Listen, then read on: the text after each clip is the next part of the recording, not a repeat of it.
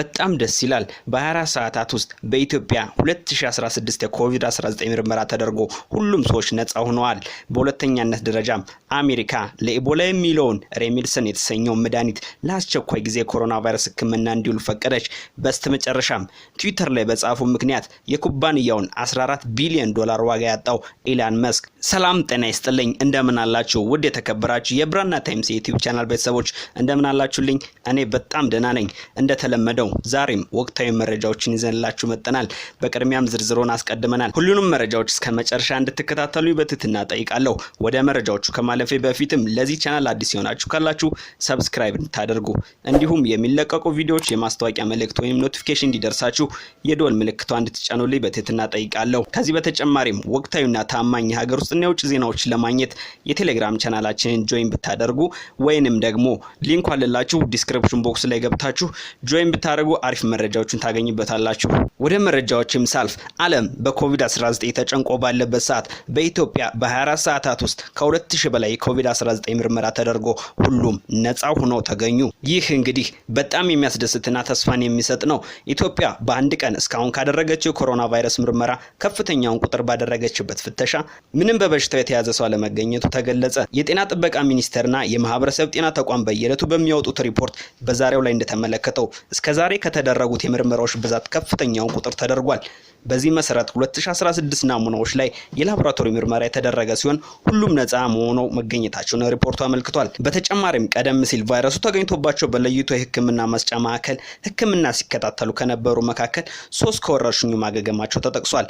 በአሁኑ ወቅት በኢትዮጵያ በቫይረሱ ተይዘው በልዩ ሕክምና መስጫ ማዕከል ውስጥ ከሚገኙት ቁጥር 59 ሲሆኑ ከመካከላቸው በጽኑ ሕክምና ክፍል የሚገኝ እንደሌለ መግለጫው አመልክቷል። በሀገሪቱ የመጀመሪያው በኮሮና ቫይረስ የተያዘ ሰው መገኘቱ ከተገለጸ 2 ወራት ሊሆን እየተቃረበ ሲሆን በዚህ ውስጥ ወደ 20 ሺህ የሚጠጉ ሰዎች ላይ የኮቪድ-19 ምርመራ ተደርጓል። ከተመረመሩት ውስጥም በበሽታው መያዛቸው የተረጋገጠው ሰዎች ቁጥር 133 ሲሆን 3 ሰዎች ደግሞ በወረርሽኙ ሳቢያ ህይወታቸው ማለፋቸው ይታወሳል። ወደ ሁለተኛው መረጃ የምሳልፍ የአሜሪካ ምግብና መድኃኒት አስተዳደር ተቋም ለኢቦላ በሽታ የሚለውን ሬምዲሲቨር የተባለውን መድኃኒት ለአስቸኳይ ጊዜ ኮሮና ቫይረስ ሕክምና እንዲውል ፈቀደ።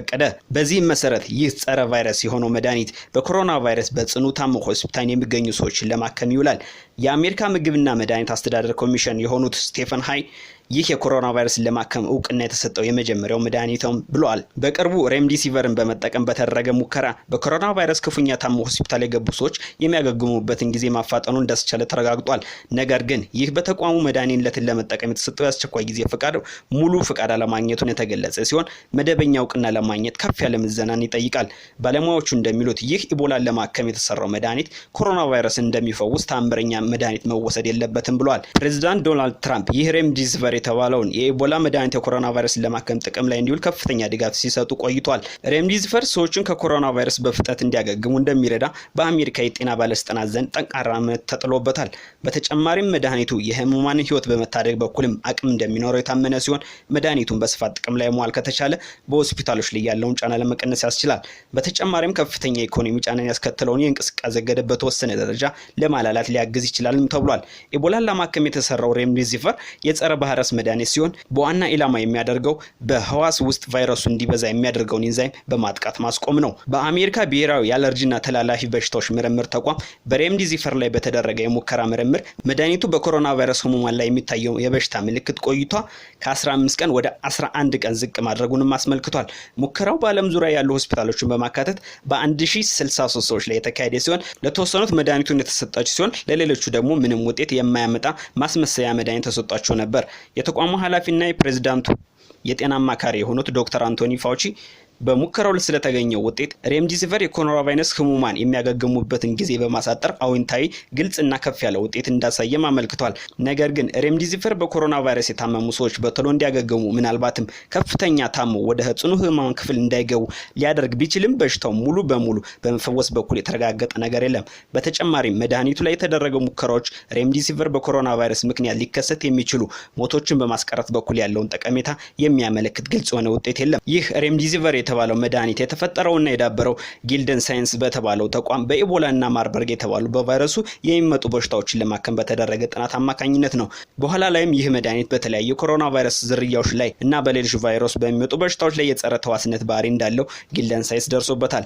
በጥቅምት ወር 2015 የአሜሪካ ጦር ሰራዊት የተላላፊ በሽታዎች ሕክምና ተቋም በዝንጀሮች ላይ ባደረገው ሙከራ የኢቦላ ቫይረስን ማገድ እንደሚችል አስታውቋል። ከዚያም ከ2013 እስከ 16 ባሉት ዓመታት ውስጥ በማዕከላዊ አፍሪካ ሀገራት ባጋጠመው የኢቦላ ወረርሽኝ ሰበብ በፍጥነት በሰዎች ላይ እንዲሞከር ከተደረገ በኋላ በበሽታው የተያዙትን ሰዎች ለማከም ጥቅም ላይ መዋሉም ይታወሳል። ወደ መጨረሻው መረጃ የምሳልፍ ትዊተር ላይ በጻፈው ምክንያት የኩባንያውን 14 ቢሊዮን ዶላር ያጣው ኢላን መስክ። የቴስላ መስራች የሆነው ኢላን መስክ ትዊተር ላይ በጻፈው ምክንያት የኩባንያውን የአክሲዮን ገበያ 14 ቢሊዮን ዶላር ዋጋ ማጣቱ ተነገረ።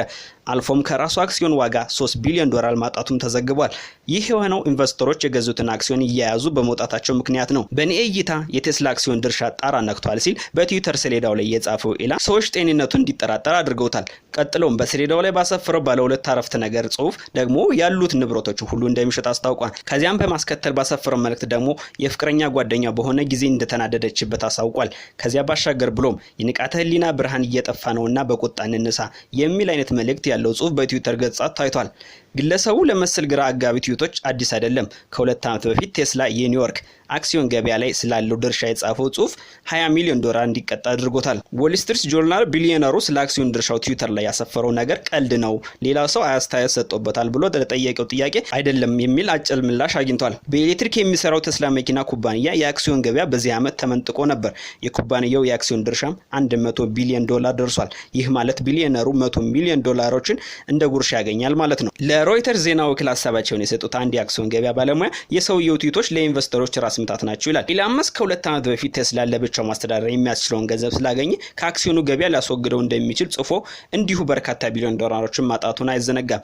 ግለሰቡ በመሰሉ ትዊቶች በህግ ሊቀጣ እንደሚችል እየተዘገበ ነው። ትዊተር ላይ 33.5 ሚሊዮን ተከታዮች ያሉት ኢላን መስክ ሰዎች በኮሮና ቫይረስ ምክንያት ቤታቸው እንዲቀመጡ መደረጋቸው ተገቢ አይደለም ብሎ ጽፎ ነበር። ከትዊቶቹ ብዙዎቹ ያስደነቀው ማንኛውም አይነት ንብረት እንዲኖረኝ አልሻም፣ ቤት ንብረቴን ልሸጥ ነው ብሎ የጻፈው ነበር። እስካሁን ይዤላችሁ የመጣሁት ቪዲዮ ከተመቻችሁ ላይክ ማድረጋችሁ እንዳትረሱ። እንዲሁም የሚለቀቁ ቀጣይ ቪዲዮዎችን ለማግኘት ሰብስክራይብ አድርጉ። እንዲሁም የደወል ምልክቷን ተጫኑ። ከሁሉም ቀድሞ ለእናንተ ቪዲዮ ደርሳችኋል ማለት ነው። እስከዛው ድረስ እንግዲህ ፈጣሪ ኢትዮጵያና ህዝቦቿን ይጠብቅ።